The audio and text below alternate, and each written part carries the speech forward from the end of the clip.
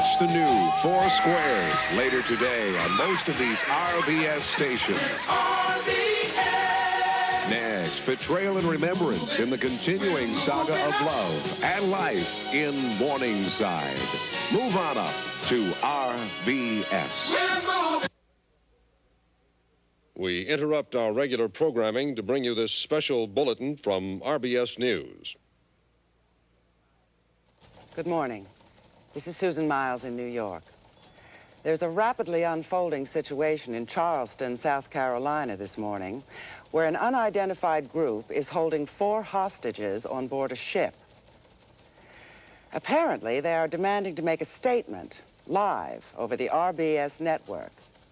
Megan Barkley is in Charleston and has more on that story. Susan, the situation began approximately 1 hour ago when the Coast Guard attempted to board a vessel that had berthed at the wrong dock.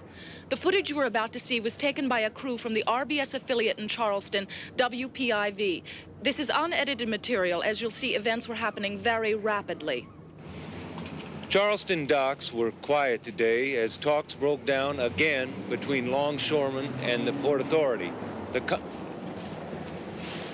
This is quiet, right? Great. Very nice. Thank you. All right. Dock strike, take 4. Charleston docks were quiet today. What's going on here? What's happening here? Trying to get closer, Captain, all right? Come on, let's get closer.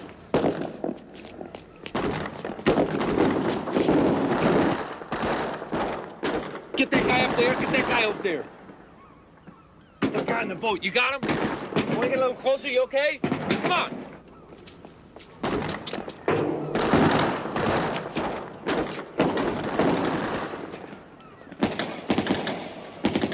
That guy's got an Uzi, man. I think he's got an Uzi, come on. Reporter Stephen Levitt and cameraman George Takashima were covering a dock worker strike. Instead, they found themselves in the midst of a gunfight. What the hell is going on here?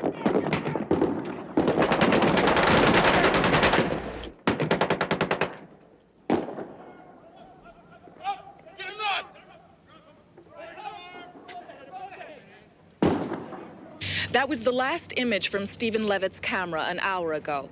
However, in a bizarre turn to an already bizarre situation, Stephen Levitt was not the only person recording that gunfight. Tourist Leonard Mattelman of Wheeling, West Virginia, was on a sightseeing boat taking pictures of the aircraft carrier Yorktown across the harbor. He heard the shots behind him and focused his Super 8 on what was happening. Mr. Mattelman caught on film what Stephen Levitt couldn't, the appearance of 2 more gunmen on the dock who took Levitt, his cameraman, and the 2 remaining Coast Guardsmen hostage. Mr. Mattelman was flabbergasted at what he saw. When I first saw what looked like a kidnapping, I took the pictures with my camera. And then I just realized that there was all this shooting going on, so I just ducked down. You? Yes. Within minutes, police had closed off the area, and the 3 wounded Coast Guard personnel were taken to area hospitals. The ship, a tugboat named Liberty May, was found to have been leased out of Norfolk, Virginia, 3 days ago by someone named James Lawson. For 30 tense minutes, that's all that was known. Then WPIV, the RBS affiliate in Charleston, received a radio telephone call from Stephen Levitt. I'm allowed to say that I'm being held on the ship. I am unhurt. George is here along with the two Coast Guard personnel. Now they have a demand. What they want is a live feed over RBS. Tell them. All right, I'm being told to say that that if they don't, that they will begin to kill the hostages in 1 hour if they do not receive a live network feed. Okay, that's it. Susan, that's where the situation stands right now. As I said, the call took place 30 minutes ago. Since then, there's been no further contact. I understand there have been discussions with RBS in New York. You'd know more about that than I. Thank you, Meg. We do know more about that now. As you can see, I've been joined by the Dean of RBS News, John Woodley. John, I understand you were a participant in those discussions. Yes, thank you, Susan. I've just come from 25 minutes of meetings between the FBI and representatives of RBS News. Just moments ago, an agent from the FBI's New York Bureau had this to say. Do we have that yet? This is right after the meetings. No, the Bureau can't take a position on what they broadcast. We're not censors. Our policy is to save lives wherever possible. This is not the time to go into the ethical questions, and many are raised here involved in giving unrestricted access to the airwaves. The point right now is that lives are being threatened. Now, this group, whoever they are, has proved its seriousness by wounding 3 Coast Guard personnel. The FBI and RBS management feel that literally, when someone is holding a gun to your head, you do as you're told. And with that disclaimer, we're going back to Meg Barkley with the understanding that the preparations for that live feed are underway. Meg, do you see any sign of that? Susan, a WPIV crew began stringing cable in the direction of the ship a few moments ago, but they seem to have been stopped by several of the police ringing the dock. Meg, it's our understanding that the FBI has spoken with the local police. There they go, John. police. They're stringing the cable toward the ship. Meg, do you have any information on Steve Levitt? I've met Steve Levitt on several occasions, actually. He's very well thought of. I understand he's 31, he's single, he's a graduate of the University of North Carolina, and he's been a reporter at WPIV for 3 years. I don't know if you can see it, but there's somebody there. There is one, he's coming, I believe this is one of the terrorists. He's still holding an automatic weapon. He's taking the cable, he's taking it onto the ship. He has the cable. I think it'll be a few moments now before the connection is made. John, I have some information about the cameraman, George Takashima. He's 39 years old, is married with 4 children, has won several awards for outstanding camera work, and was a combat photographer during the Vietnam War. Susan, we have some information about one of the Coast Guardsmen. He is at an area hospital. He is in critical condition. So far, he's been undergoing... Excuse me, Meg, we seem to be making contact with the ship. I'm out on the dock. I believe that was Stephen Levitt, the reporter being held hostage on board the ship in Charleston, South Carolina. Dock in harbor. Sometimes these connections are very difficult to make.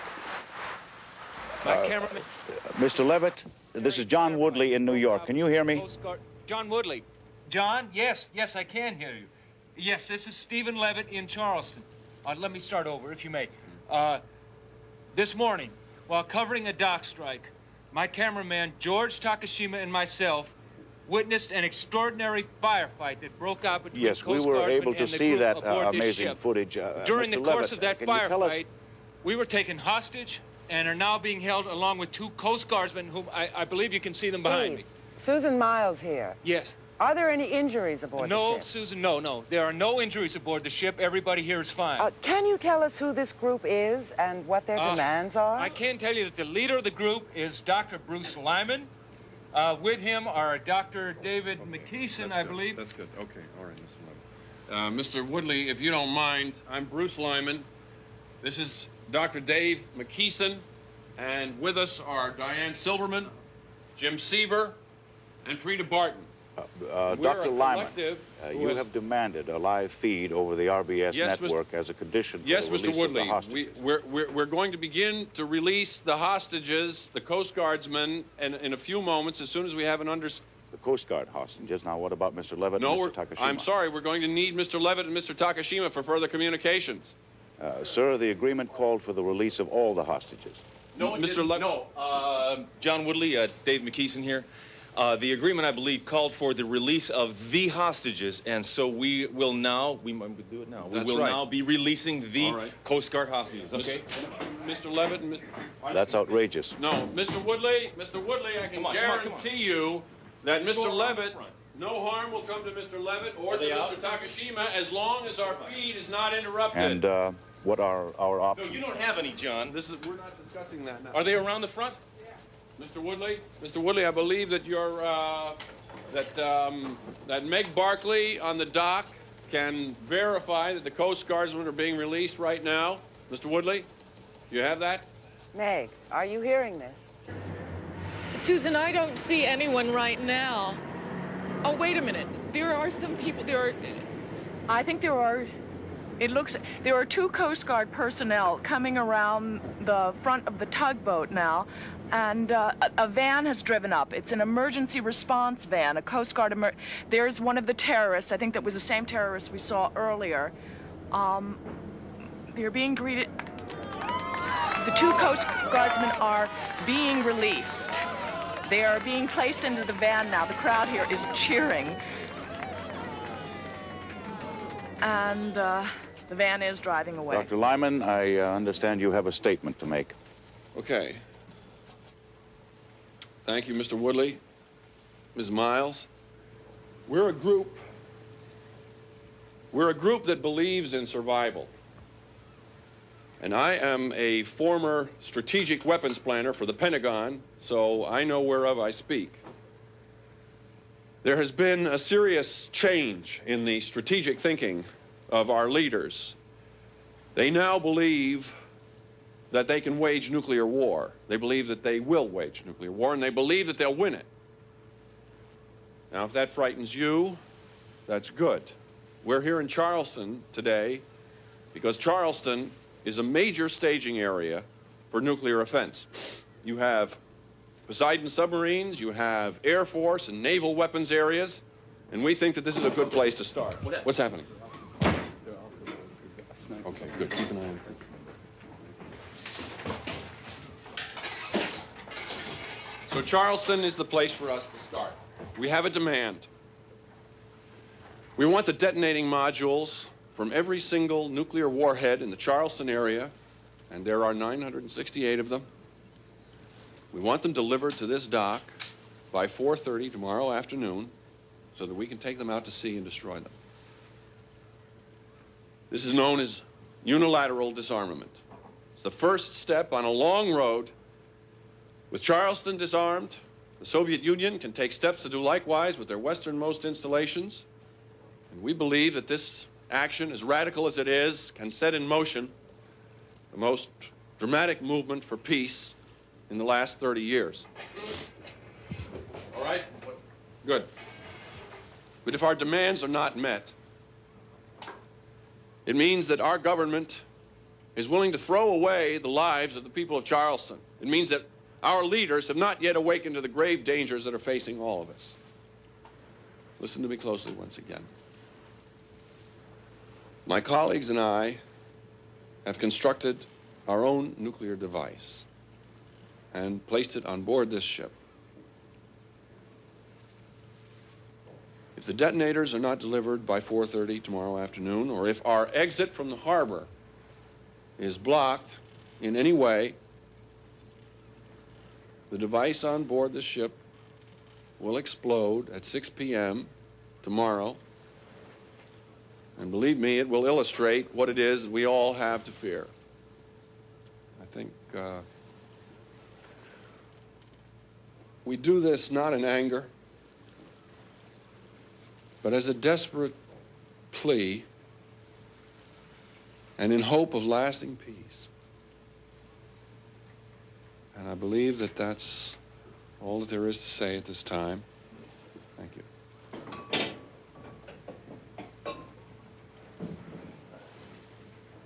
Mr. Levitt, there's nothing more to say at this time, and I want you to cut back to New York, and the authorities are going to have to think about what Charleston is worth to them.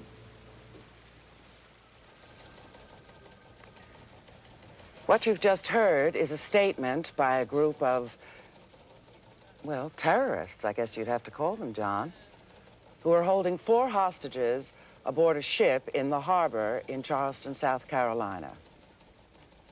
Well, Susan, nuclear terrorism is something that this country has feared for a long time.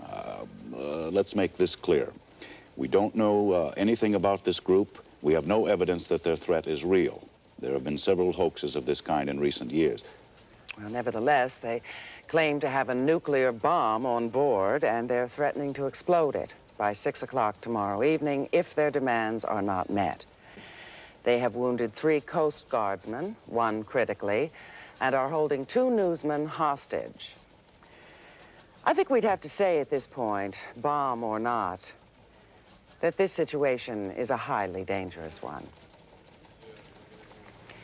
RBS News will stay with the story as it develops.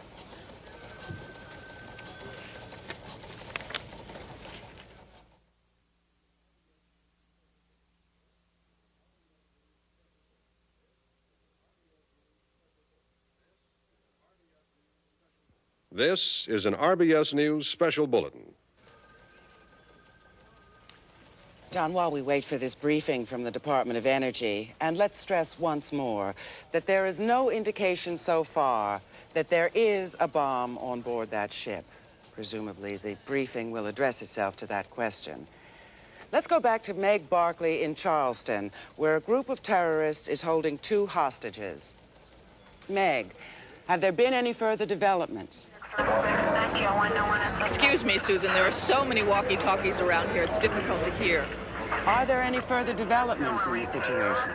Susan, as you can see, the major change here is the number of people surrounding the dock and the snipers who have taken up positions in the roof of the warehouse next to us.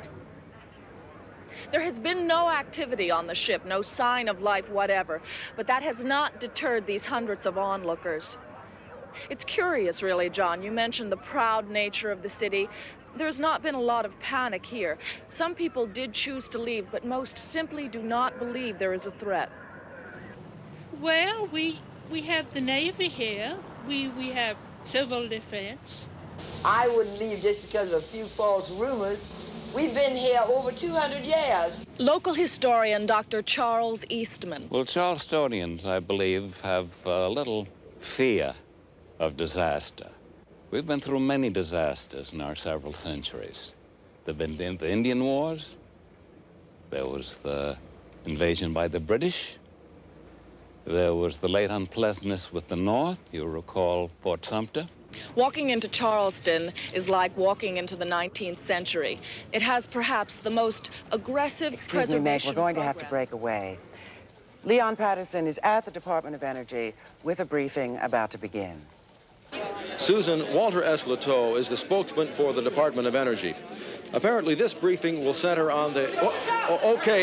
I believe we're about to begin. Oh, yes, ladies and gentlemen, please, I'm going to make a short statement. Regarding the situation in Charleston, South Carolina, the Department of Energy has investigated 85 incidents of this kind since 1974. In no case did the threat turn out to be real. We have no reason to believe that this situation is any different. I repeat, we have no evidence that the group on board that ship has any kind of nuclear device. Why haven't you had any briefings on the other 85? Because in the other incidents, you did not have a television network broadcasting the threat into every living room in America. Well, what about the rumors of an evacuation, sir? We have no plans at this time for evacuation. It is not possible to evacuate every city every time you have a threat like this. What plans do you have? Ladies and gentlemen, please, there are no more questions. Thank you very much. All right, that was Walter S. Leteau, spokesman for the Department of Energy.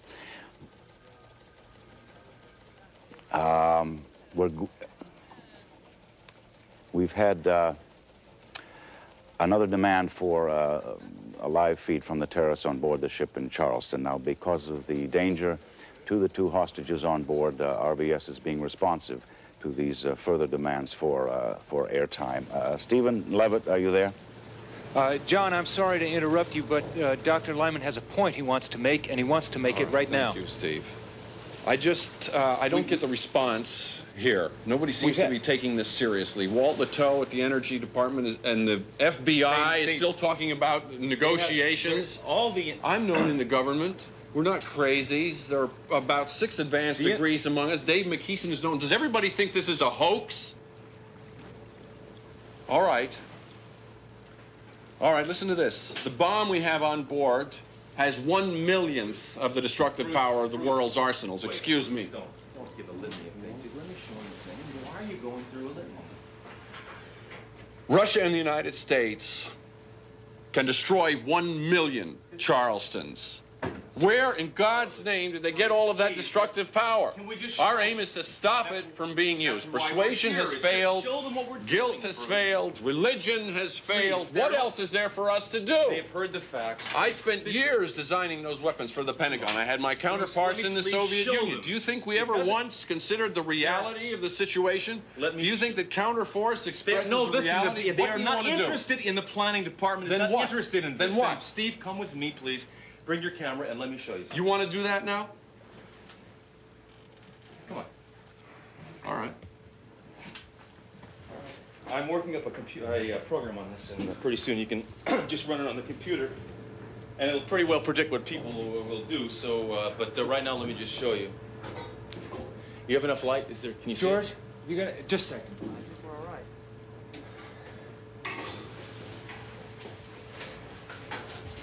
Okay, all right, go ahead. Okay, this is it. Now, this is an implosion device.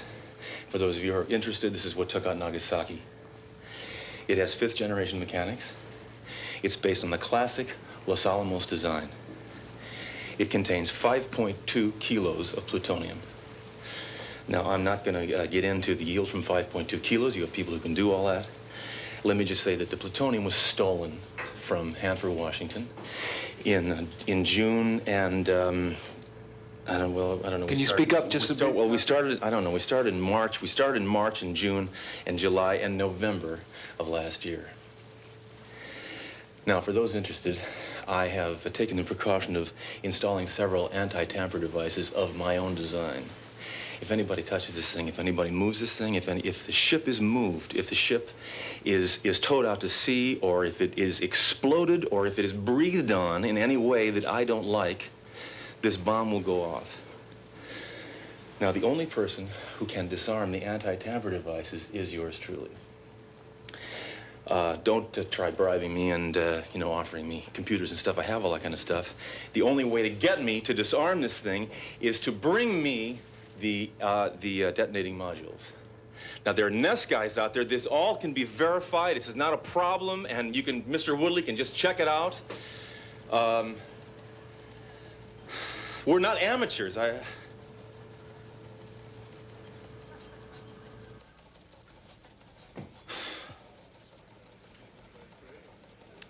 Well, the agreement, such as it was, gave the terrorists a live feed in exchange for the release of the hostages. Now, frankly, I don't think that sort of bargain includes this kind of gratuitous indulgence, if you will.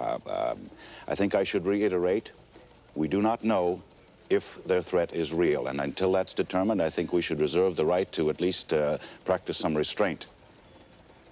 Liz Richardson is at the White House, where I believe the president has just arrived. That's right, Susan. The president was at Camp David this morning when the crisis began. He was not scheduled to return until tomorrow. This is a shot taken a few minutes ago. We don't know if the Charleston situation had anything to do with this change in plans. The feeling here is that it did not. Acting Press Secretary Bob Grafton made it clear that, at least with the information now at hand, it's pretty much a local matter. Back to you. Thank you, Liz. Ellen Stevens is at the FBI, and she's been able to compile some information about these terrorists on board the ship. Voted most likely to succeed at the Dorset School's class of '58, Bruce Lyman surprised everyone by joining the Marines and became one of the first Americans to serve in Vietnam as an advisor in the early '60s. Later, he attended Dartmouth, received a PhD from Yale in political science. In 1969, Lyman became a consultant with the Severin Group, a controversial think tank in upstate New York with strong ties to the National Security Agency. Lyman then joined the Defense Department in 1975, becoming one of the top strategic nuclear weapons planners. In 1977, he testified before the Senate. Dr. Lyman, you are saying the yield will be greater? Senator, I'm saying the neutron weapon has a greater short-term yield. The distinction is important. Now, Lyman was instrumental in the eventual decision to build the neutron bomb. Then in 1978, for reasons unknown, he left the Pentagon. Soon after, he began to affiliate himself with anti-nuclear causes. In the history of mankind. And those of us who know what we have created have a sacred obligation to tell you, the people, so that you can tell our leaders, enough. The madness ends here. Bruce just got fed up, I think. You deal with these issues for so long, and then all of a sudden it just, well, you just lose it. In 1980, Lyman with several others broke into the Sand Island nuclear power plant and poured human blood into the main reactor cooling vents. In the resulting melee, several policemen were injured.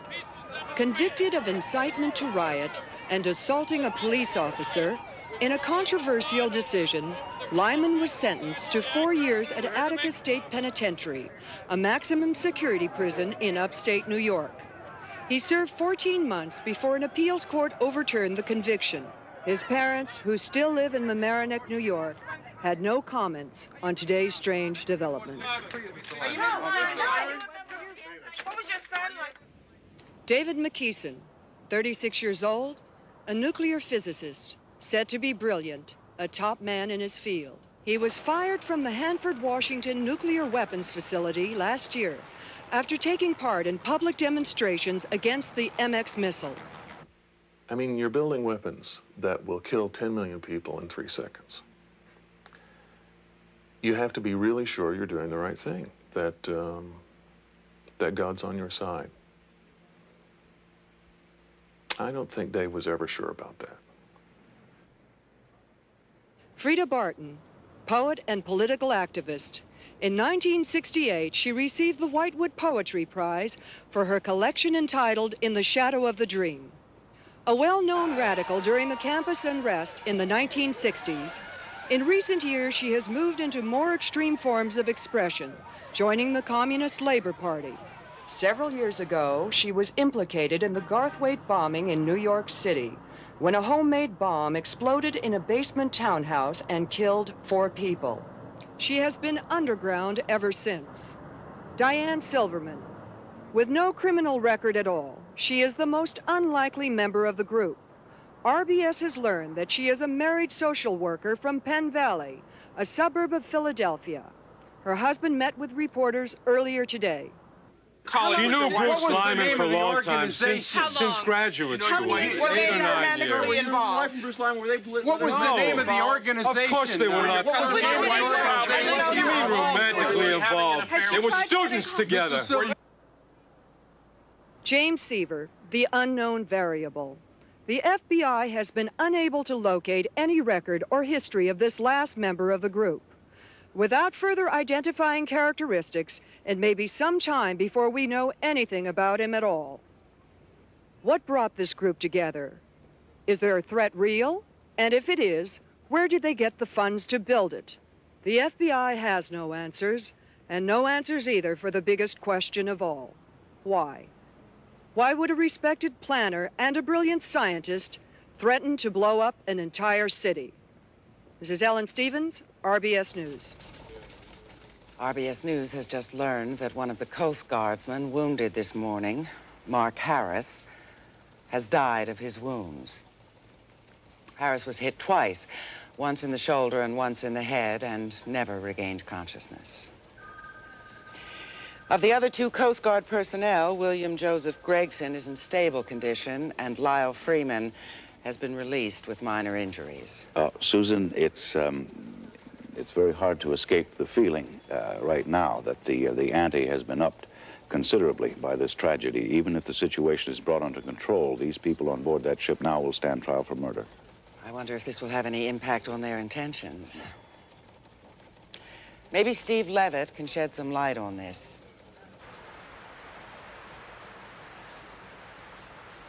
Are we getting through to the ship? Steve Levitt, can you hear me?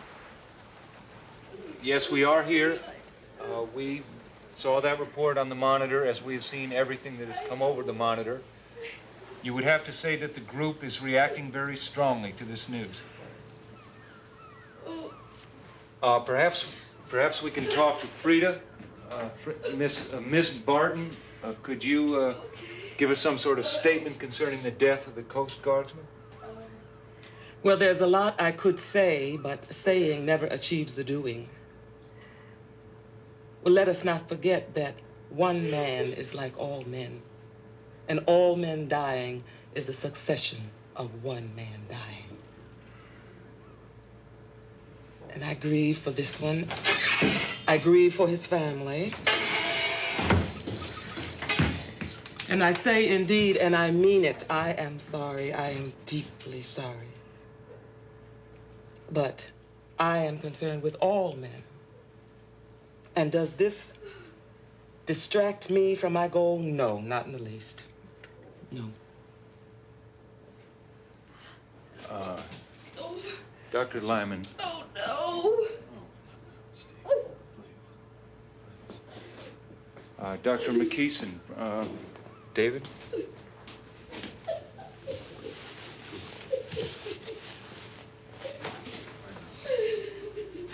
Susan, I would have to say that the group is affected.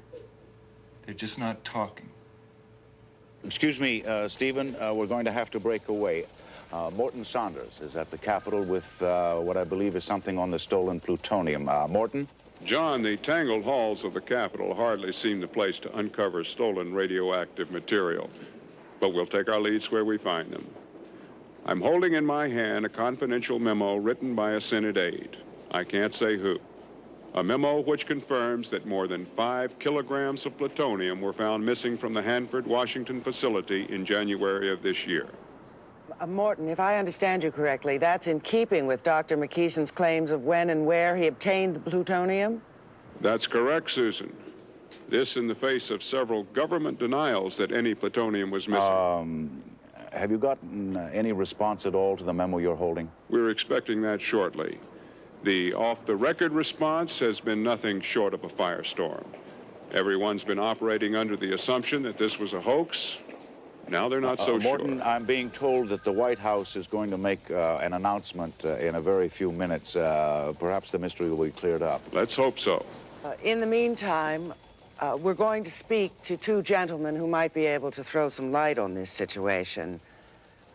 One is Dr. Niels Johansson of the Institute for Energy Research at Princeton in New Jersey, and the other is Dr. Morse Mansfield of the Severin Group in upstate New York. Dr. Mansfield, what about this plutonium? Miss Miles, there's a myth about plutonium security, that the stuff's just lying there waiting for somebody to put it in his pocket. It's just not true. We have inefficiency. Good God, yes. I'd believe Hanford lost the stuff, but I'll be damned if I believe Bruce stole it. Dr. Johansson. Yes, and on the other hand, David McKeeson is one of the 5 or so more intelligent atomic scientists working today. This, I would say, cannot be a good sign, yes? Gentlemen, we'll be going to the White House in just a few moments. This demand for the detonating modules. I don't believe the bomb is real. We're witnessing an extraordinary kind of bluff, a poker move, simple as that. Dave McKeeson discovers 5.2 kilos are missing from Hanford and says he stole them. I'd hate to modelize a retreat on that basis. Dr. Johansson, a few seconds. Morse wishes to play card games with the life of an entire city. Are you asking me if I think the bomb is real? I think David McKeeson is capable of it, yes. Thank you, gentlemen. We're going to have to break away. Robert Grafton, the acting presidential press secretary, is about to make a statement from the White House. The president has asked me to make an announcement. We're not going to take any questions. To our knowledge, I want to make this clear. To our knowledge, there is no evidence that the threat in Charleston has any substance whatsoever. It is a cruel and irresponsible affront to the citizens of that great city and to everyone who calls himself an American. Now, in the interest of public safety, to ensure order and calm, the president is ordering the limited evacuation of the Charleston area.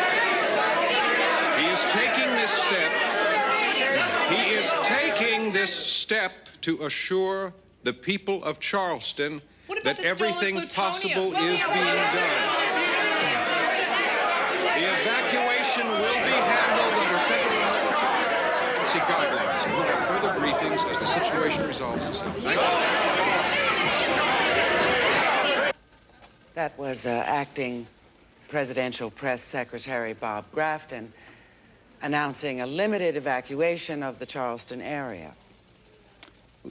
Susan, it's impossible for them not to realize the effect this announcement will have.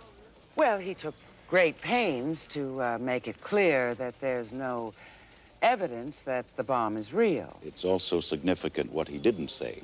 He didn't say there was no nuclear material on that ship. I presume that's something that can be determined. Nor did he mention the missing plutonium, whether to confirm it or deny it. I suppose if we need evidence that their threat has substance, we'd have to go aboard that ship and have a look for ourselves. Short of that, I think we have to ask ourselves, what does the government know that would suddenly make it change its course and order the unprecedented evacuation of an entire city? RBS News coverage of the events of this extraordinary day will continue.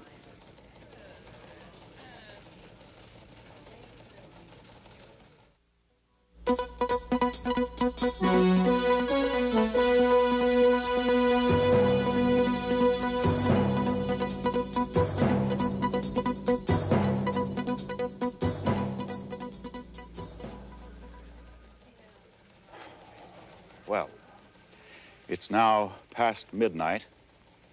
If you've been with us throughout the evening, you'll remember the announcement heard earlier.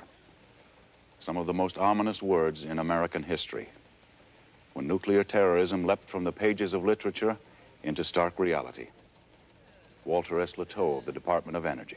That the Nuclear Emergency Search Team has reason to believe there is fissionable material on board in the configuration of a bomb.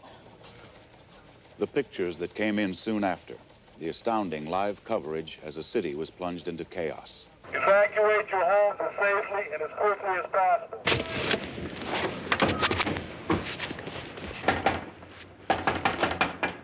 Ma'am, we're evacuating this part of the city. If you get your valuables in your possession. A nightmare come true.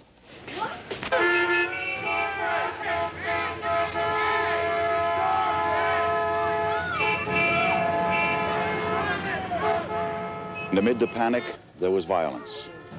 One man shot another motorist who had rear-ended him. Looting was widespread as the city emptied out.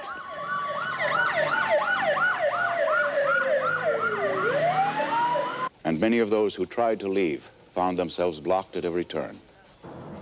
In a scene that reminded many of the refugees from Poland in 1939, thousands of people were forced to carry their belongings out of the city on foot, dragging wheelbarrows, hand carts. It continued throughout the night. Bernard Frost was there. The Federal Disaster Control Agency had a plan for the evacuation of Charleston, but it proved to be totally inadequate. There's no reason for panic at this time. Just calm down. I've already made a... The plan, copies of which have been obtained by RBS News, did not account for possible interruptions of the traffic flow. Not even stalled cars or flat tires.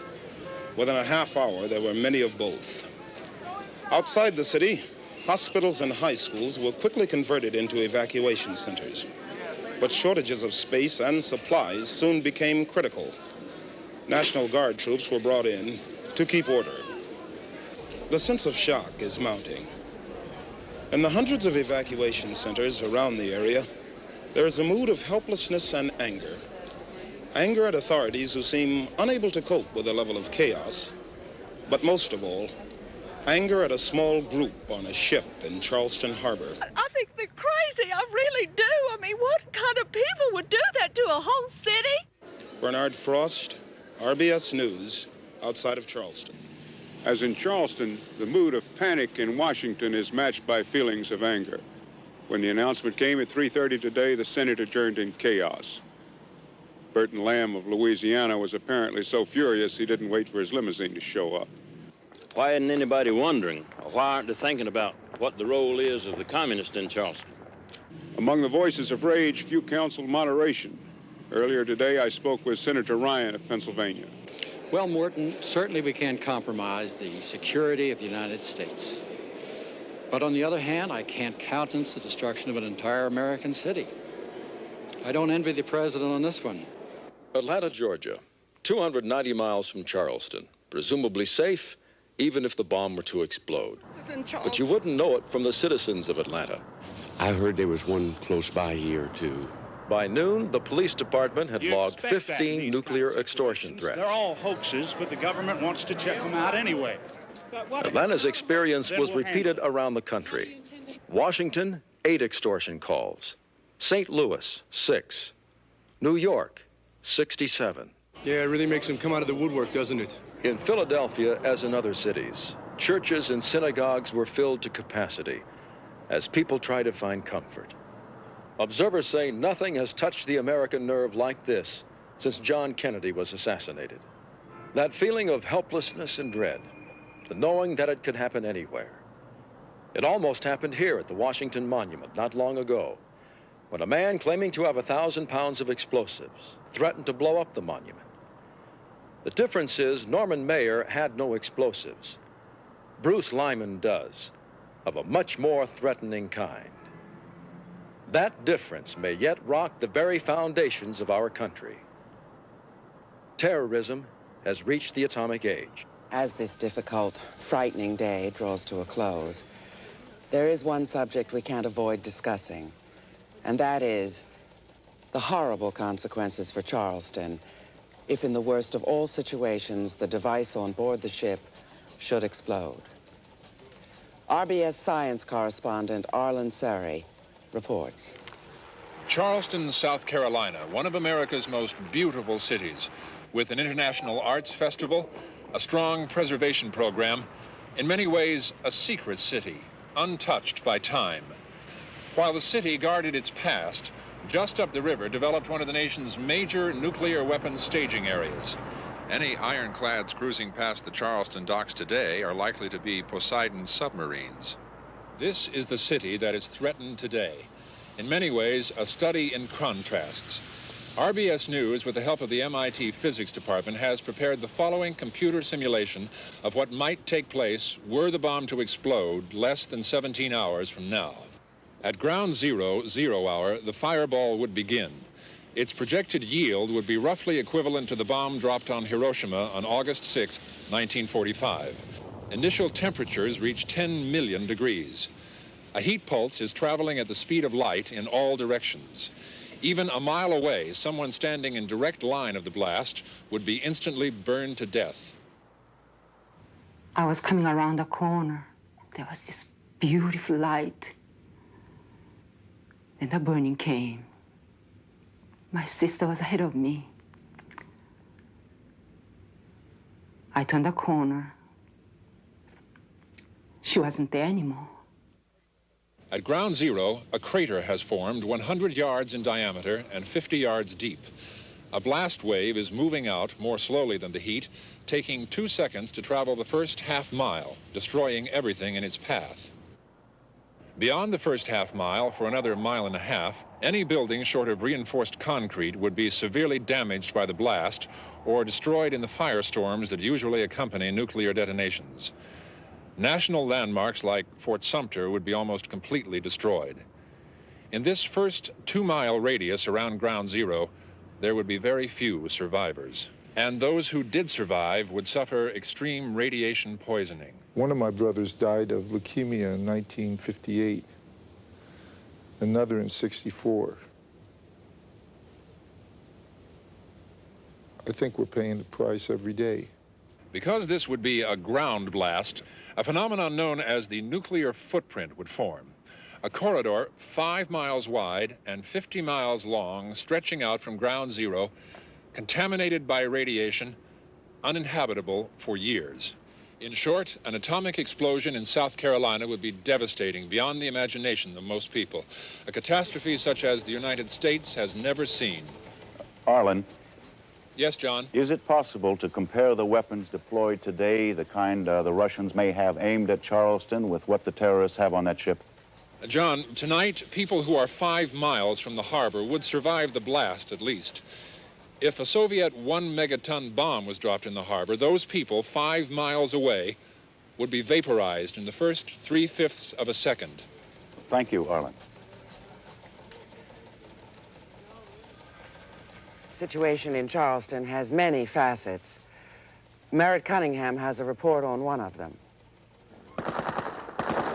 A gunfight in a harbor. A local correspondent happens to be on the scene.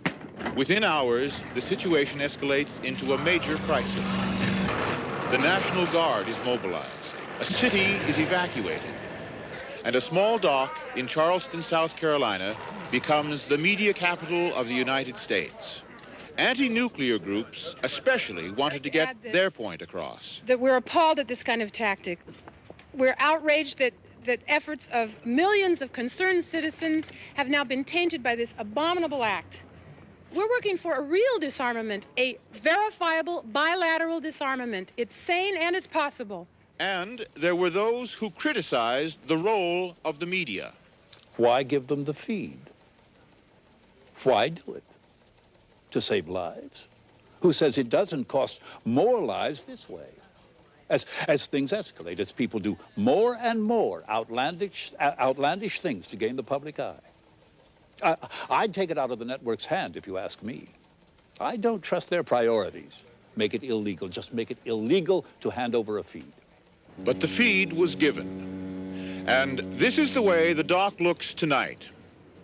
The spectators and demonstrators are still here. Some, it seems, prepared to camp for the night. But they're camped in front of the TV cameras, as if lured by the light and excitement, as if the coverage of the event were more important than the event itself. That's become a fact of life in stories like this. Television is a presence that no one can ignore, not the police, nor the terrorists. It has become witness to the story, yet part of the story.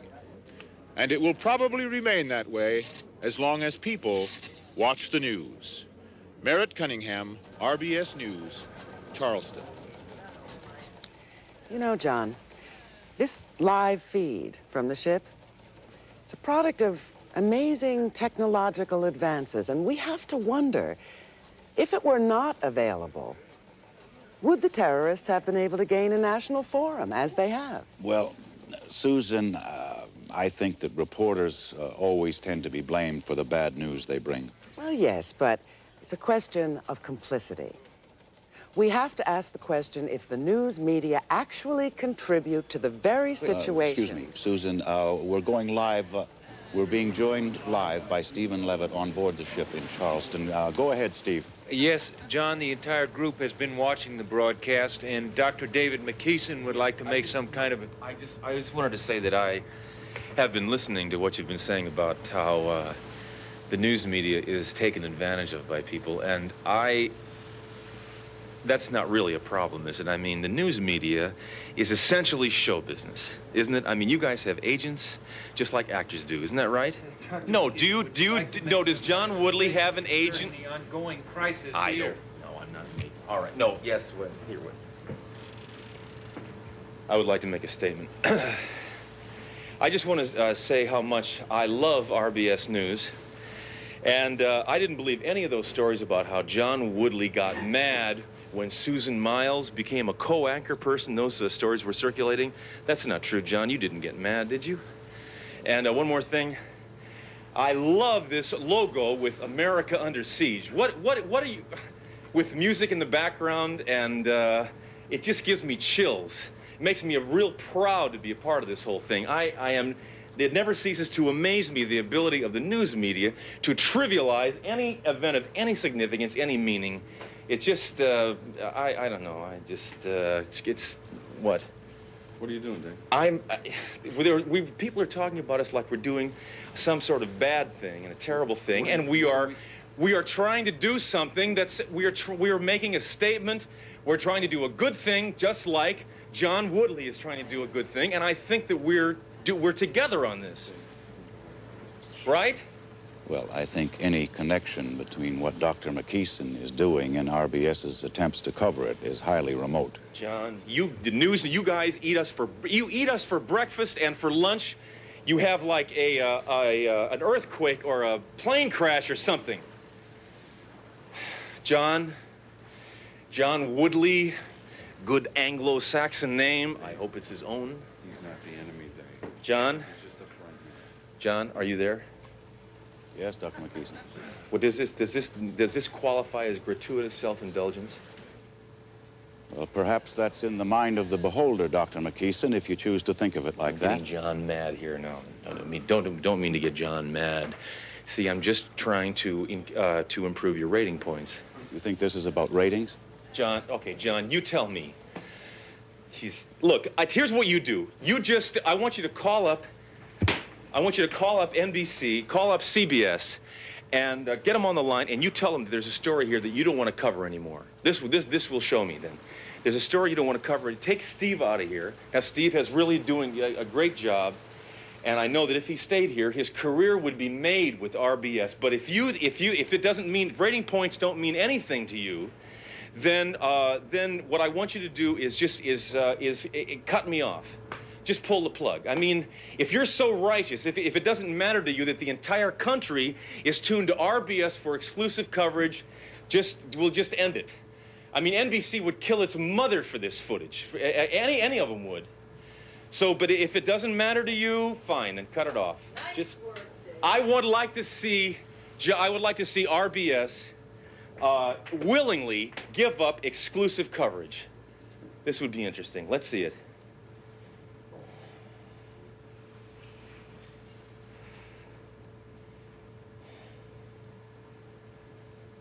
I'm waiting.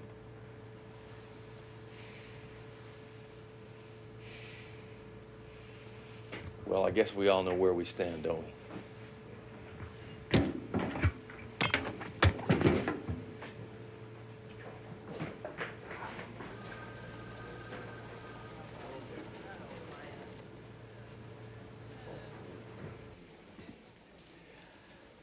That was Dr. David McKeeson, one of a group of terrorists threatening to detonate a nuclear bomb 17 hours from now. He made several points about the exploitation of news events by the news media. And as an example, he used RBS coverage of this particular event. It was a strong attack, I think I can say very strongly worded. And just to make sure that the factual record is clear, RBS News long ago made Stephen Levitt's reports from that ship available to all the other networks. This exclusive coverage that Dr. McKeeson referred to simply does not exist. And I think that's all that need be said on that subject. This is John Woodley and Susan Miles in New York. RBS coverage of the crisis in Charleston will continue.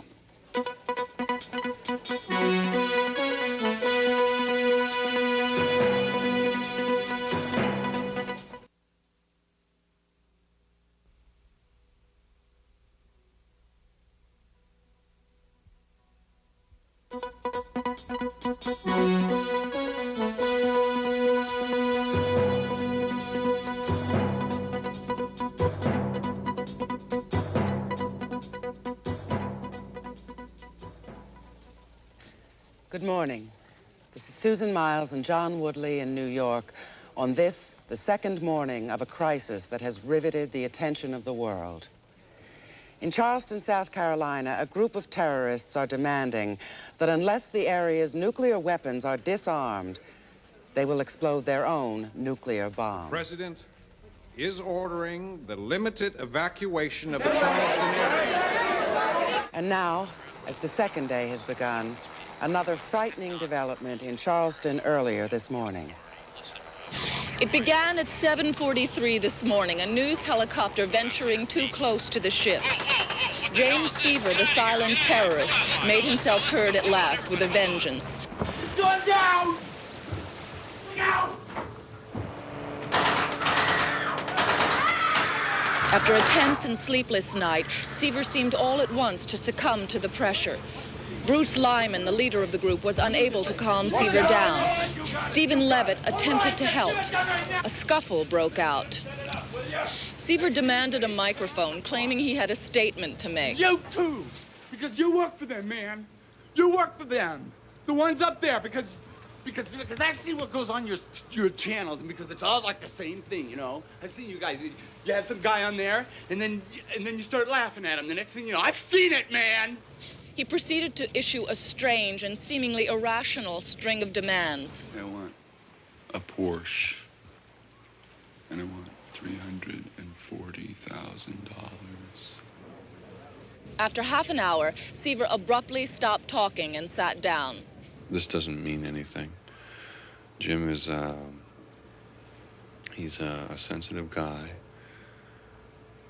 and nothing has changed. But as the morning wore on, it became clear things had changed. Diane Silverman, one of the terrorists, requested a telephone hookup with her husband. David, I don't know if I'm... The kids are watching, aren't they? Yes, they've been watching. They're seeing everything. They're watching now. An FBI negotiator was called in as it seemed Diane Silverman was about to give herself up. By 9 a.m., the government itself seemed uncertain, faced as it was by a group whose behavior was becoming increasingly unpredictable. This morning's events in Charleston cast a pall on an already gloomy morning in Washington. Members of Congress are only too aware that the authorities in question have had nothing public to say since the crisis was recognized at 3 p.m. yesterday. John Morgan of Kentucky apparently knew some of the answers, but he wasn't letting on. There's going to be a settlement. There's going to be an accommodation. Now, I think what the accommodation is, let's just stay calm and have faith in our president. That's all that there is right now. We'll be back with you when we have more. Thanks very much. 2 words: accommodation, settlement. As near as can be seen, they indicate the government's direction in the handling of the Charleston crisis. Those arguing against such a course have yet to come up with any other options. The president himself has apparently decided that an armed attack on the ship would be too risky. This is Morton Saunders, RBS News, the Capitol. RBS News has learned that at 8:10 this morning, the president ordered the nation's nuclear forces on full alert. Apparently, the move was made as a signal to the Soviets that the United States defenses are still intact. Whether they will remain intact or whether the rumors of accommodation with the terrorists are correct, no one can yet say. Jonathan E. Herman, RBS News, the Pentagon. The terrorist who fired at the helicopter this morning, James Seaver, has finally been identified by the FBI. Ellen Stevens has that story. James Seaver. Until he showed his face this morning and started speaking, the FBI had no leads in their efforts to identify him. Then at 9 o'clock this morning, the FBI received a phone call from local authorities in Elmira, New York. James Seaver was recognized as the man convicted in 1971 of wounding bank teller Martha Verona during a robbery that was photographed by security cameras. Under his real name, James Anthony Stromer, Seaver had been sentenced to 25 years at Attica State Penitentiary. Stromer was still at Attica in 1979 when Bruce Lyman served 14 months for incitement to riot and assault. Ex-cellmate Jimmy Lennox. That guy is a walking psycho ward. That's about the best way I could put it. He's a nut. Ellen Stevens, RBS News, the J. Edgar Hoover Building. There are about 140,000 people now in evacuation centers and private homes outside of Charleston. Bernard Frost reports on the conditions there. The problems for those who have left have been staggering. Not enough food, not enough clothes, not enough medicine. After 19 hours of evacuation, the situation in many centers is critical. Families are still separated. I tried to get in touch with the school to find out what happened, but they can't tell me anything. They were put on buses and hauled away, but I don't know where. How are we going to feed 150,000 people? But the federal government has been bringing in supplies around the clock from all across the country. This rock is Jesus. And Indeed, amid all the suffering and panic, not all the emotions have been negative. The evacuation centers have been witness to sometimes amazing examples of humanity and self-sacrifice. People giving up food for others. People giving up clothing so that others will not be cold. Indeed, those who feared that this crisis would bring about a general breakdown of society have been proven resoundingly incorrect. And grip their soul,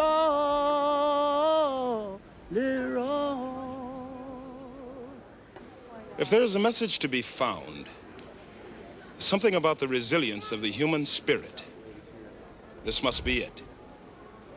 Bernard Frost, RBS News, at the Cali Junior High School. Some residents of Charleston have expressed a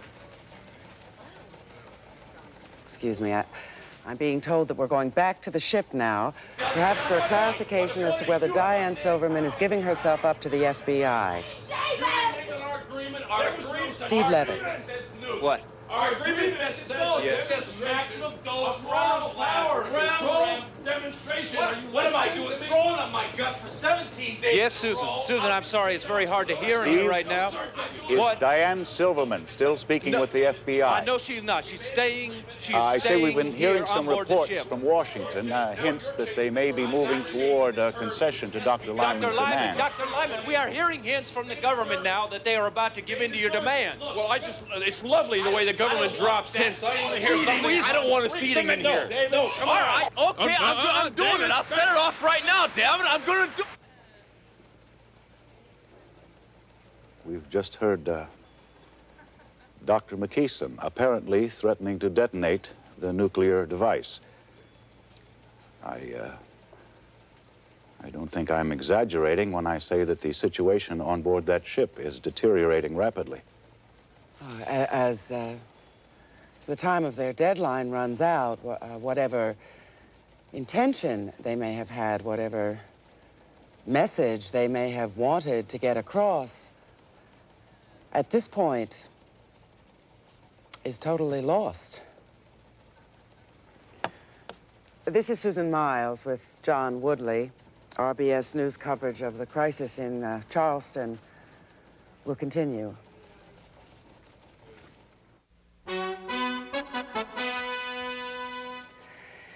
It's now 4:20, 10 minutes before the first deadline, and an hour and 40 minutes before the bomb is set to explode.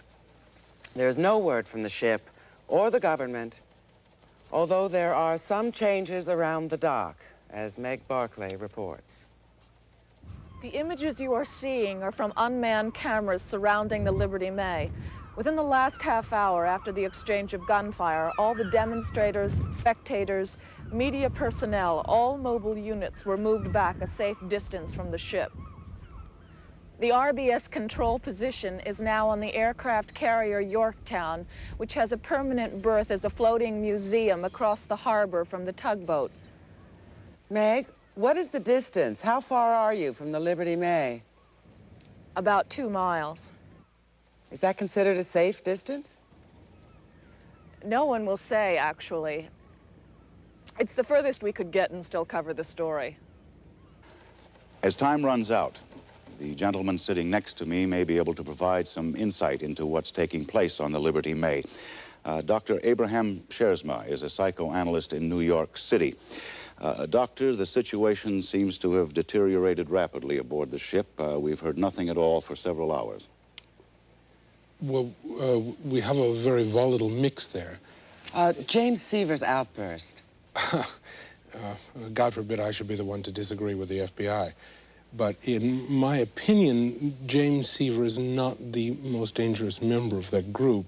That distinction belongs, I believe, to David McKeeson. He is a man, obviously. He's been hospitalized for paranoid-type disorder, but I think what's more important than that is... Excuse me, Doctor, could you explain that in a little more detail? Well, a paranoid is somebody who takes threats that originate inside of his own mind, and he perceives them as coming from the outside world. so that an innocent comment, a chance coincidence of events can be interpreted as dire threats.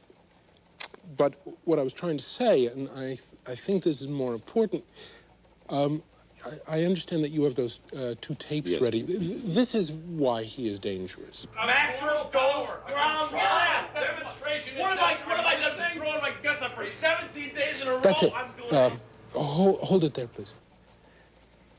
What did I bust my guts for? Throwing up for 17 days in a row. Could we have the other one, please? Phoebe, let's watch a nice movie. Set to some sort of nature or something. You need something. Whatever. Yeah. What do you need? No, I don't know. What do you need? I don't know. We'll stew. I need a white count. I need to find out. Hold it again. Now, I wasn't exactly sure what this meant last night, but with the other exchange this morning, and I've talked to a number of physicists about this, I'm quite certain that David McKeeson contaminated himself with plutonium while he was making the bomb. It's an unbelievably toxic substance that causes radiation sickness at first. That's what he means by the vomiting. And it's the later stages, though, that are really deadly. Usually leukemia within a year to 18 months. That's what he means by the white count. David McKeeson is a very dangerous man because he knows that he's dying already. The bomb doesn't hold any danger for him anymore. Excuse me, Dr. Shearsman. We've just made contact with the ship. We're going now to Steve Levitt live. Yes, Susan, it looks like it's down to the wire. Steve, it's quite a relief to reestablish contact. What was the problem? Well, Dr. McKeeson had decided that there was no more... Steve, we were worried that something had happened, on the ship. But it seems that things are actually calmer now than before. Well, there's no more shouting, if that's what you mean. But considering that it is 4:25 and there has still been no response, I could hardly describe things here as calm. Does anyone have anything they want to say?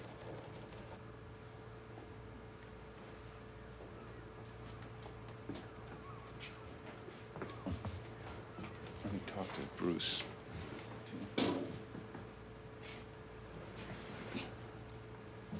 Dr. Lyman. Yeah. Well, they're psychoanalyzing us. It's kind of neat. 5 minutes to go and they're psychoanalyzing us.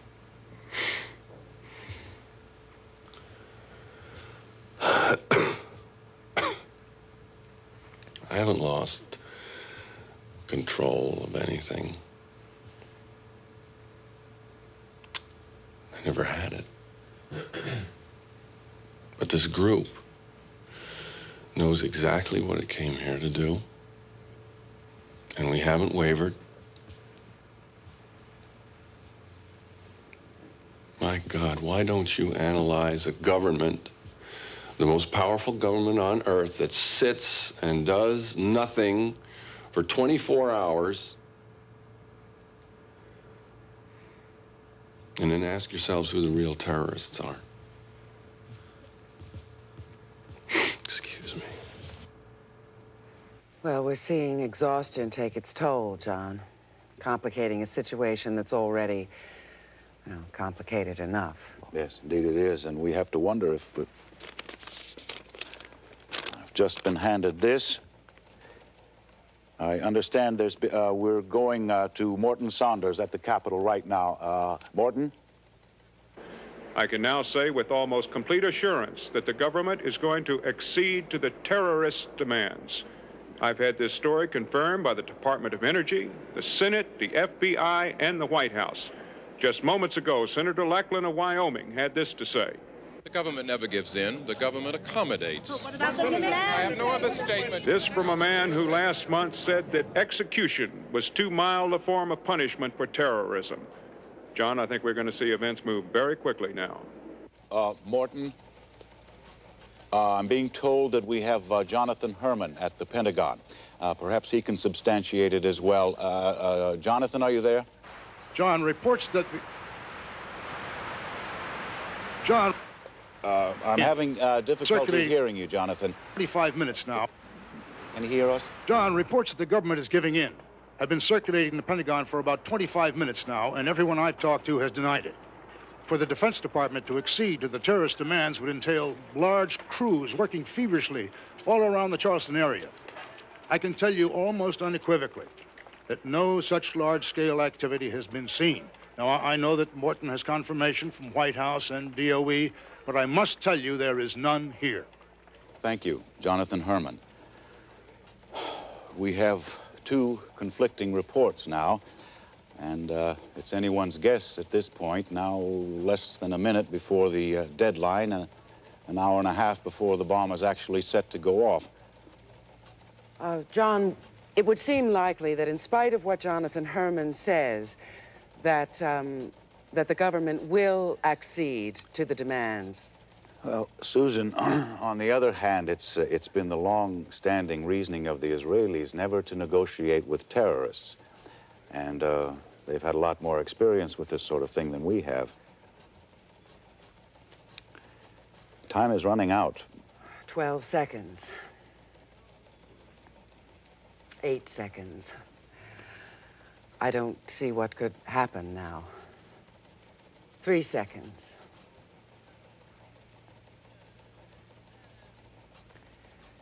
We have now passed the terrorists' first deadline. Is it possible there'll be no response?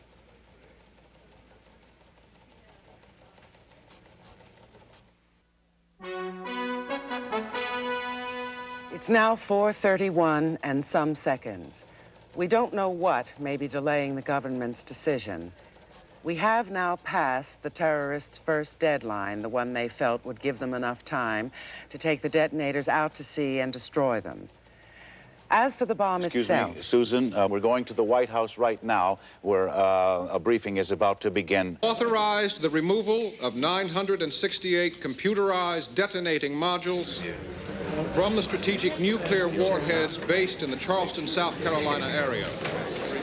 These modules have been removed from their warheads and are now on their way to the tugboat Liberty May. There, they will be loaded onto the ship. When the loading is complete, the ship will be allowed to move out to sea. Neither the loading nor the exit from the harbor will be impeded. Signed, the President of the United States. Thank you. We may at least be seeing the end of the drama in Charleston. We'll go now to the ship for a reaction from the terrorists. Dr. Lyman, it looks as though you have succeeded. It's hard to tell. We may have won. I don't know. The signs are auspicious, but we're going to have to see those trucks coming here before we start singing any hosannas. Jim, take a look from the bridge. Grafton is an inveterate liar. He is an incurable liar. We won. You've never believed him before. Frida, yes? We won. It doesn't matter whether the detonators come or not. We put our case before the American people. We won. John, have we got any confirmation of the trucks coming down now? We had a report not 500. Meg Barkley, can she see the trucks? Can we get some confirmation that the trucks are indeed coming down? Steve, I can't see anything right now. I'm going to look at the monitors from the unmanned cameras. I should be able to see the trucks when they get to be about 100 yards, maybe even 200 yards from your position, but I can't see anything right now. While we're waiting, let's go back to the Capitol and Morton Saunders. After all, he was the one who went with this story before anyone else. Well, Mort, first the plutonium and now this, batting 1,000. Thank you, John. I can now say, now that the announcement has been made, that the government reached John, its I think I see the decision trucks. approximately 45 minutes. Yes, I definitely see the trucks. I'm seeing a convoy of trucks. They're beginning to arrive right Meg, now. We're going back inside the ship for... Oh, God, we did it! this is it, John. It really seems to be happening now. Let me see if I can get Dr. Lyman. What do you think of that, Steve? What do you have to say to that, Do you think that the American people are going to accept your tactics? Steve, I never wanted to explode that bomb. Dave, we did it. Doctor, do you think that the American people will accept your tactics? The suffering in the world is too dangerous, Steve. They'll accept it. I know they will. God, thank God. Excuse me. God bless the United States. Yeah! Dr. McKeeson, do you believe now that the trucks are really... John, as you can see... Steve, the trucks are arriving at the dock right now. You could probably see them if you look out through the window. The trucks are parking now. They're unloading some boxes. Can you see any official personnel? Is there any military presence there at all, anything like that? No, I can't see anybody right now. I'm looking in the monitor, and I can only see what you can see. But it does appear that they are proceeding as requested by the terrorists. Oh, look at that. Look at that. It's a great day. Great day. Great. The picture went out. Steve, what is going on here? What's going on? There's no picture. I don't know. Steve, what is going on? I don't know what's going on. Come on. Maybe somebody stepped on the wire. Nobody stepped on the wire. George, Nobody stepped on the damn thing. Now, what's going on here? Step on the wire, George. Steve, I don't know what's going on. Nobody touched anything. Somebody touched the wire. What's going on? Seaver, what's going on out there? New York, see this? What do you see out there? What there? John. All right. John, we have no picture here on the monitor, John. They've had a power failure in a transmitter at WPIV. Steve, there's nothing intentional here. Every television... Well, why don't you tell that to Dr. Lyman, because he can't hear anything over the monitor now. Dr. Lyman, we understand there's been a power failure in a transmitter in North Charleston. What? It has nothing to do whatsoever with what you're seeing on the dock. What? Every television in Charleston is off the air. What? They say there's been a power failure. No, there's not a power. They're having a power failure right now. They're still unloading out there. Well, get ahead. Go up there and see what's going on the bridge. What's going on? Come on. Oh, my God. I'm telling you. Oh, my God, those are troops. Give me that. Give me that.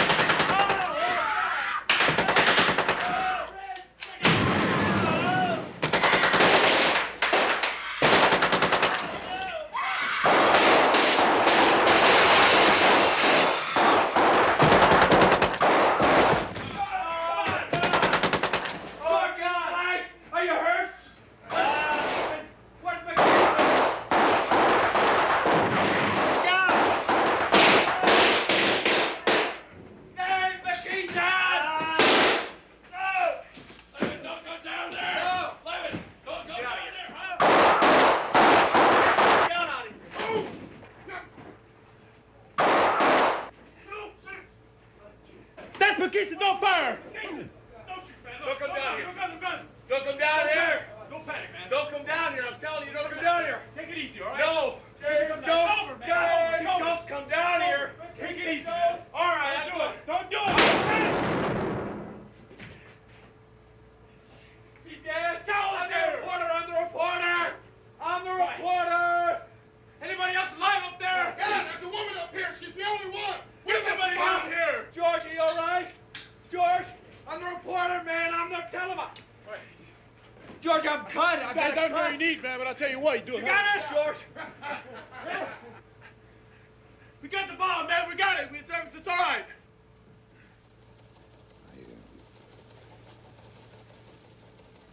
I don't think we've seen anything like this since the SLA shootout in '74, or the Patty Hearst. My God, it's a miracle those two weren't killed. Is Levitt hurt? Did you hear? He seems to have a cut. Came out of it with a cut. Well, what we've seen here is that the government clearly had this plan in the works for some time. Put one over on all of us. The announcement, the trucks bringing the detonators, I believe the word is diversion, and it just went off like clockwork. And the amazing thing is that the bomb didn't explode. Well, I suppose that could still happen. We have a 6 o'clock deadline before we get carried away. Meg, Barkley, are you still there? John, we were not able to see too much. Everyone here is just astounded, absolutely in the state of shock. We have been moved to a safer area of the Yorktown, the fantail, but we're just so happy that Steve Levitt is safe. What a brave moment, and that the bomb did not go off. You can second that over here, Meg. Bernard Frost in the Cali Junior High Gym in Sweetbriar. We have some pretty excited people, as you can see. Back to you, Meg. They seem to be getting everyone off the ship very quickly now. And there's Steve Levitt. He appears to be all right. And his cameraman, George Takashima, who took those incredible pictures.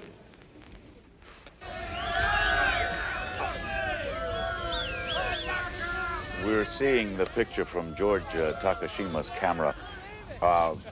Steve, can you hear me? Yeah, John? Steve, yes, you're all right. Well, John, we're all a bit dazed right now. I have a little cut. It's nothing serious. John, I never thought I'd walk off that ship.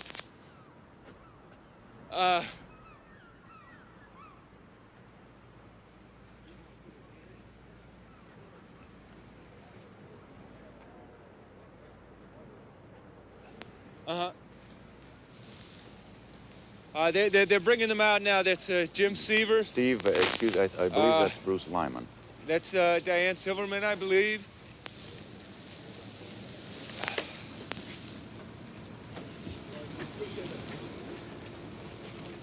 There's Jim Seaver there.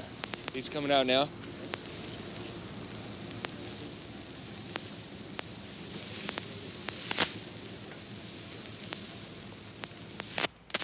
Steve, did Lyman say anything during that final firefight? Did he have anything at all to say to you? Well, no. To tell you the truth, John, we were all so worried about being killed at that moment that I wasn't able to hear anything that Dr. Lyman may have said. If he did say anything, That cheering that you hear is for the Delta Commando team, I believe, and not for Frida Barton. Frida Barton is now being taken away by the Charleston police. Thank you, gentlemen. Thank you. Thank you. Have one on me, all right? Steve Levitt and George Takashima are safely off the ship. The authorities have taken over. All that remains now is for the Nest team to begin disarming the bomb. Steve. John, the Nest team is now approaching the ship. They're going inside the ship now. What we're seeing now are members of the Nuclear Emergency Search Team. This is a highly classified group. They've been organized, I think, 10 years or so. They're in a constant state of preparedness to deal with anything concerning nuclear contamination. Considering it's now just before 5, and the bomb, as far as we know, is set to go off at 6. They certainly have their work cut out for them. We try to avoid words like courage and human spirit. I think as we watch these men board the ship, knowing the responsibility lies solely on their shoulders, those are the only words that come to mind. RBS coverage of the crisis in Charleston will continue.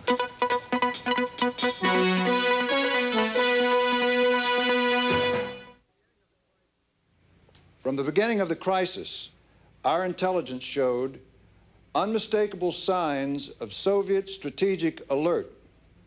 It was impossible to consider even for one moment, the weakening of defenses on the southeastern seaboard of the United States, not when we had a feasible plan for securing the ship. It is now 20 minutes before 6.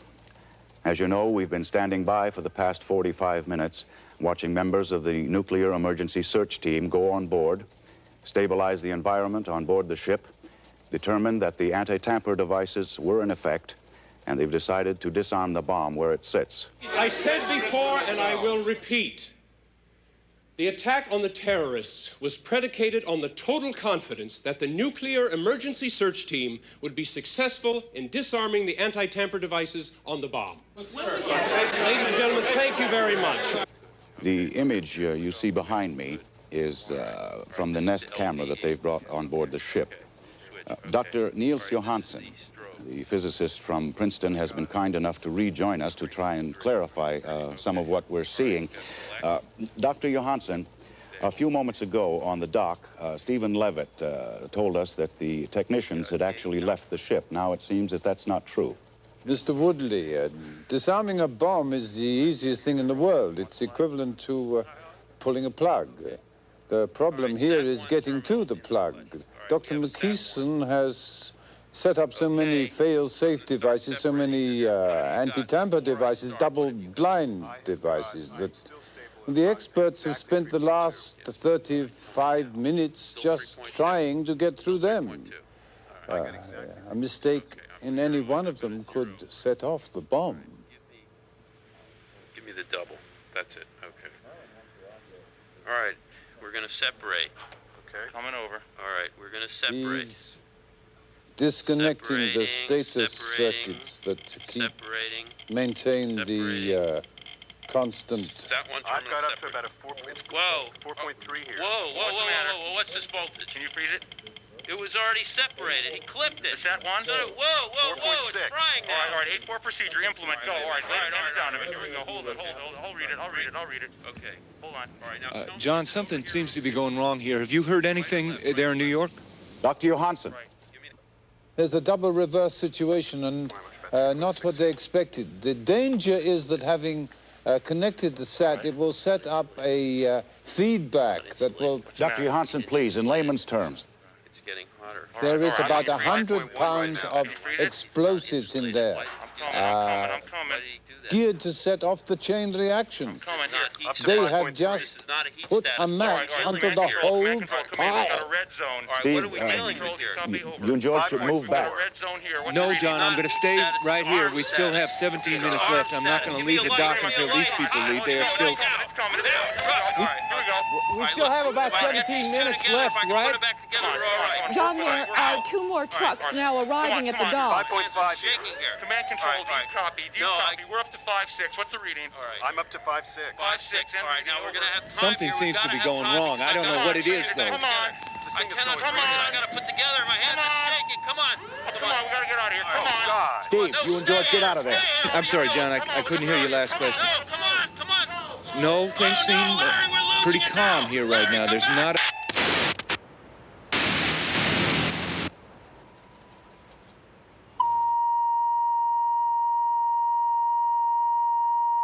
Oh, somebody get me some information, damn it! The hell is this?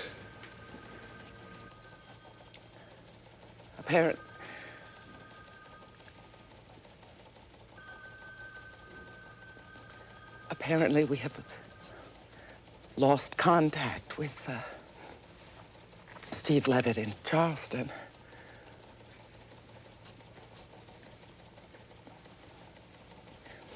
It is possible that there's been some kind of detonation.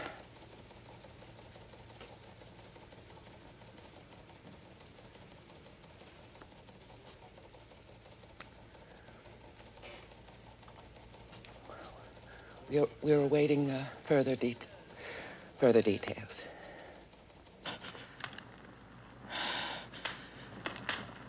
Okay. Meg?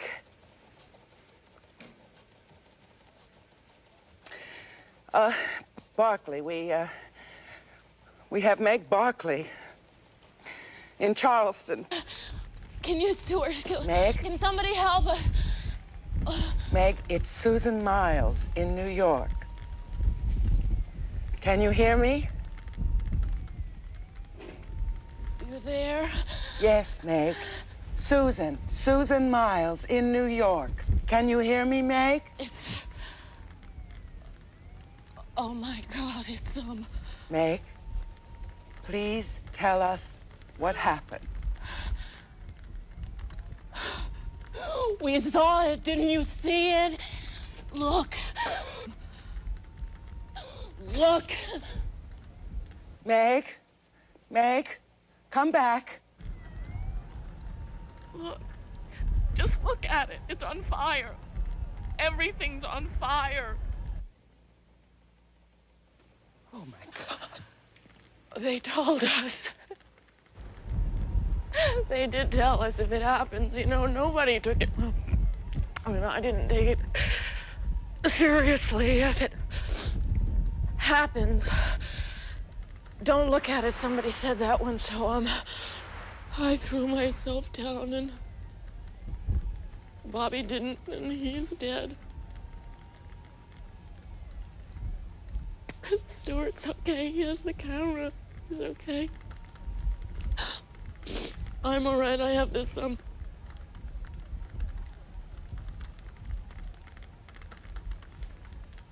Is the radiation coming now?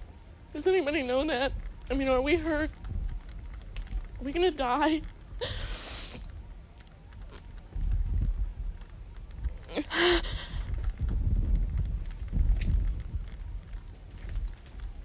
Oh.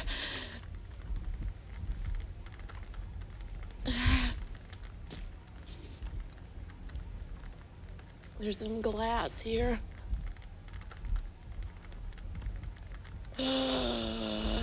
There's some glass here on Bobby's back.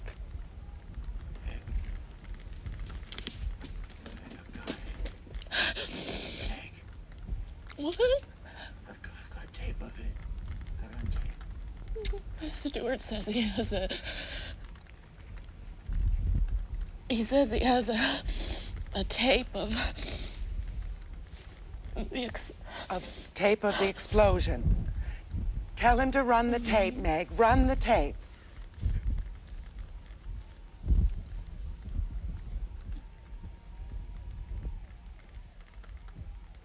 They want you to run it.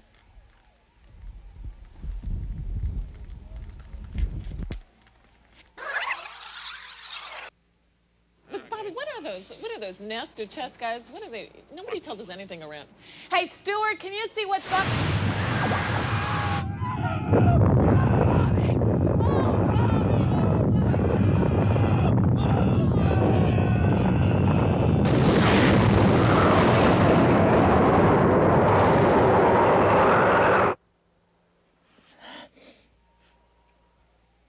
Stuart, you think the radiation is gonna come now?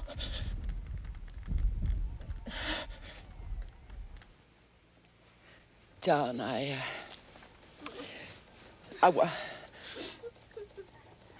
John. Is there something we can do? Is there anything we can do?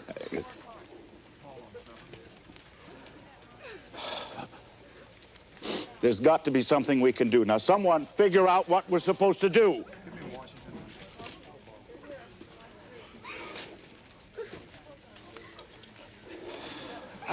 This is RBS News. There has been an atomic explosion in Charleston, South Carolina. Can we get somebody, anybody? Herman at the Pentagon. We have Merrick Cunningham now in Charleston. Firestorm of enormous force and destruction. The most unbearable people are, oh my God, this is terrible. I can't describe what's going on. Some of these people burns. It's just utter sheer confusion. Panic is, I can't go on.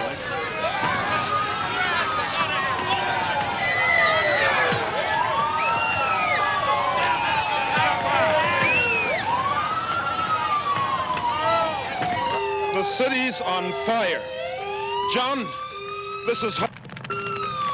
People are standing here watching the city burn. The injured are beginning to arrive. Excuse me. My God.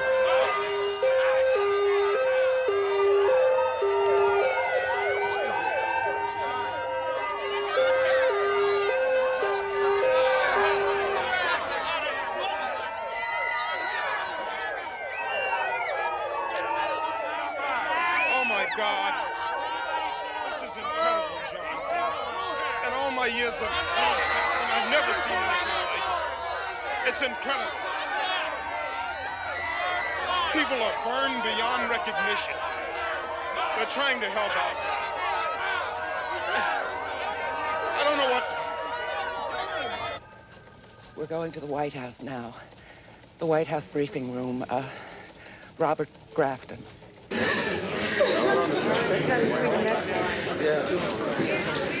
Ladies and gentlemen, we have just received word from Charleston, South Carolina, that a nuclear detonation of undetermined magnitude has just taken place a few moments ago. We don't know anything else, except that damage and injuries are expected to be extensive. The Army is already airlifting support to the area. I'm not going to say any more at this time, until we have a better idea of what exactly has taken place. There's just one last thing. Those who survived are going to need our prayers just as much as those who didn't. This is a very dark moment.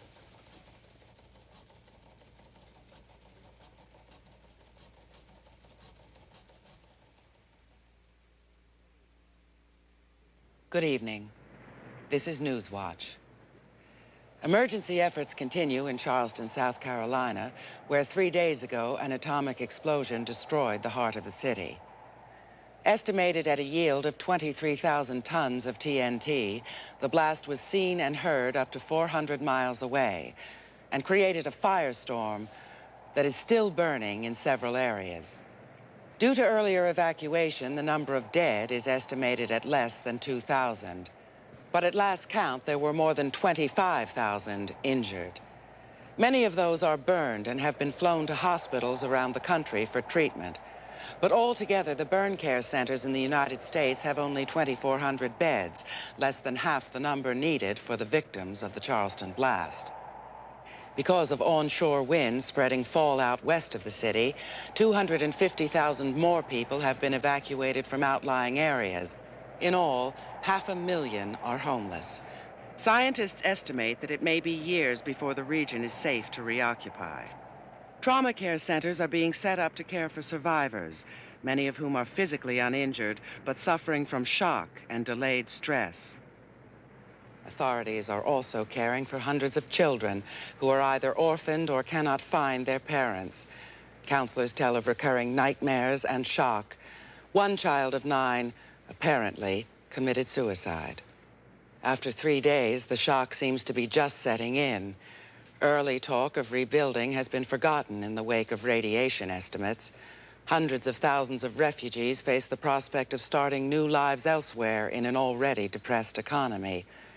As for Charleston itself, the city of gardens and narrow streets and beautiful old houses, that city is gone forever.